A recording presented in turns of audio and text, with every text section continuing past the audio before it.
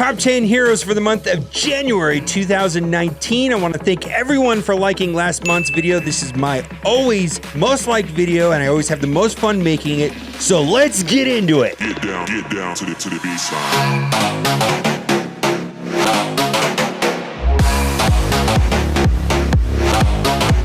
All right, so we're starting the year off right with the list, and largely the list is unchanged a little bit from last month. And of course, we're going to talk about team compositions and team synergy having more of an impact on the game than it did in the past. So we're just going to start off the list with that first. Of course, I'm playing on BlueStacks on my computer. There's a link down in the description if you want to play on your computer. I do get credit for it. And so we have to talk about what I think is my favorite team and favorite character. I'm going to say Nick Fury. Now, Nick Fury stands alone by himself, and so he makes the list, but mostly what I'm talking about is S.H.I.E.L.D.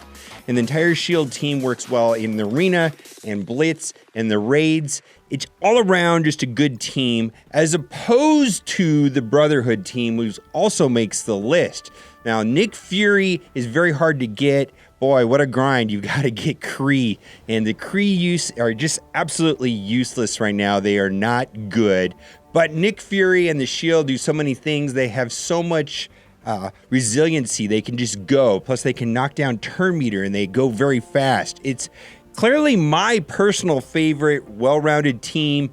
The only bad thing about S.H.I.E.L.D. and Nick Fury is that the other members of the Nick Fury S.H.I.E.L.D. team are not that good on their own, but Nick Fury does stand alone. Then we have to talk about the Brotherhood. I'm not going to get into a lot of detail on the Brotherhood.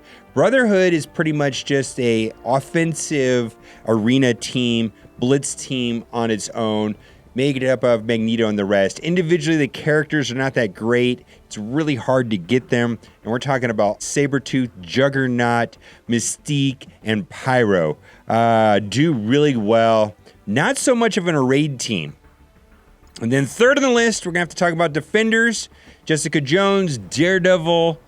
You could throw in Punisher or Miss Marvel in there, but the core of the Defenders is Luke Cage, Iron Fist, Jessica Jones, and Daredevil. And that team right there does very well in the arena. Easy to farm. I think it's the first team everybody should get when they start playing the game. Also, that team does very well in the raids because of the resiliency. Now, the fifth slot can be Ms. Marvel, or it can be Punisher. Most people are using Ms. Marvel because it gives the team a more sustainability approach to the raids. Now, let's get to the rest of the list that is actually individual characters. And like I said, this list is kind of being skewed because we're being forced into inorganic team synergies, characters that only worked with other characters that are not good on their own. It's kind of a direction that I'm personally not really excited about it. But if we're talking about individual characters, we're going to start with Captain America. Still, best freestanding tank in the game, and the reason for that is that he has a lot of really good abilities that are useful in a lot of different situations.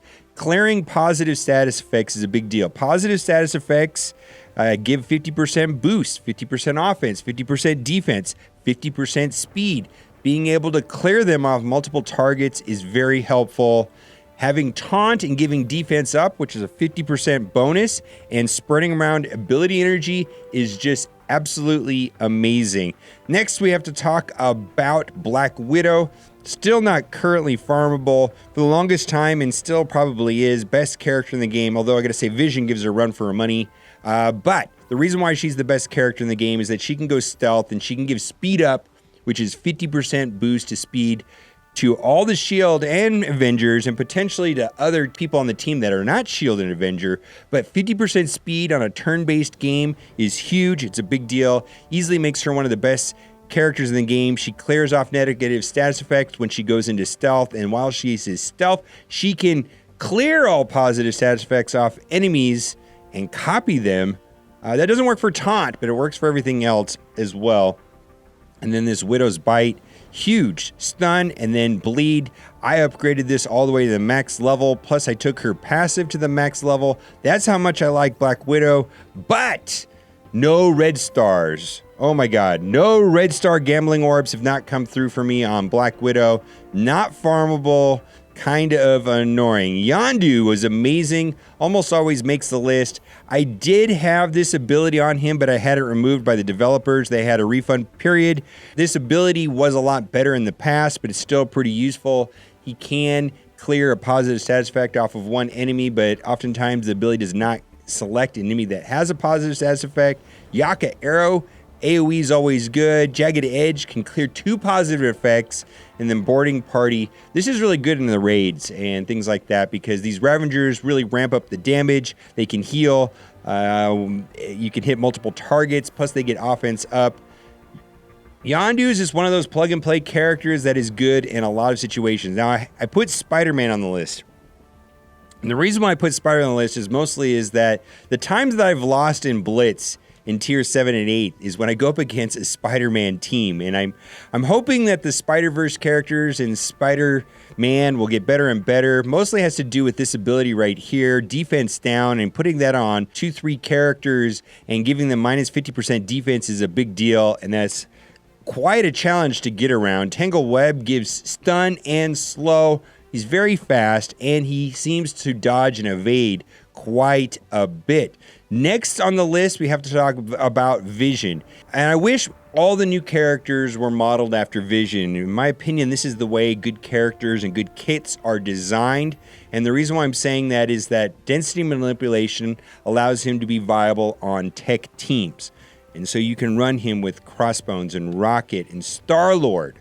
And they all get defense up for 2 turns at the beginning of the battle. Great. He could also be ran with Avengers because he has an Avengers tag, which makes him useful on Avengers teams. He also has synergy with Scarlet Witch. Solar Beam clears 2 positive status effects, which is a big deal.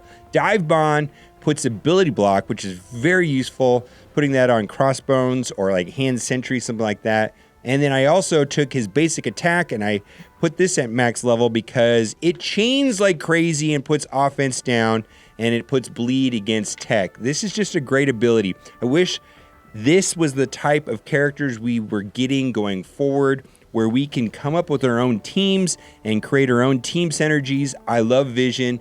Vision, for me, is probably one of the best characters in the game.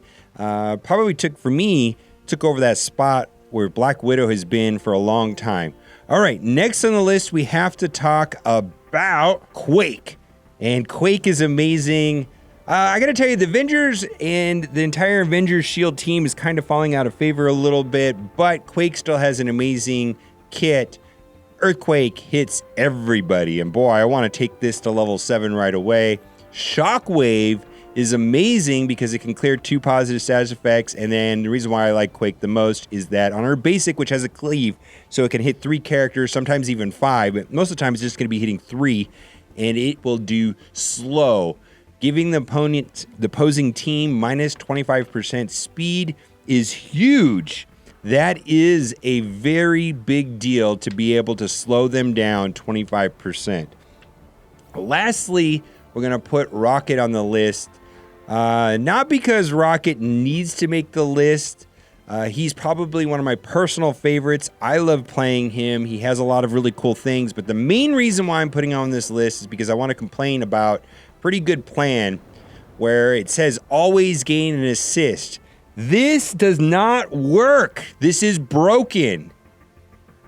And I don't know what the deal is. This has been broken for months. So I'm putting this on the list because I believe he would be on the list if this ability actually worked correctly. Or at least let us refund it or reword it. But I can't believe how long this has been broken. The kit is pretty good overall. Maximum damage. That does huge amounts of damage. This goes right off turn 1. If it actually assists every time, boy, you could wipe somebody out like turn 1. This right here has cleave. You can hit up to 3 targets. And then Expert Tinker applies positive effects to 2 allies. I really like that. That is a good ability overall. So, of course, now all of this is dependent on where your stars go on the gambling red star orbs. So a lot of things have changed in this game where it's harder to plan, and you're going to have to build your team compositions around where your orbs go. Now, I'm going to wrap up the video right here by opening up an elite orb, which is kind of a big deal. And we got a 4-star Ant-Man, which I already have a 4-star Ant-Man, and that is incredibly disappointing. It seems like I'm getting about one of those for free per week, and that's okay.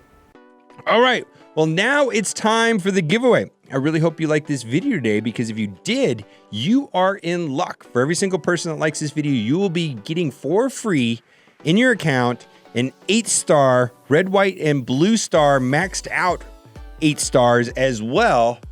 Spider Pig. This is not a scam. I really don't like the elite orbs and the red star, but that's the way it goes. There you go, guys. And as always, thanks for watching and keep on gaming.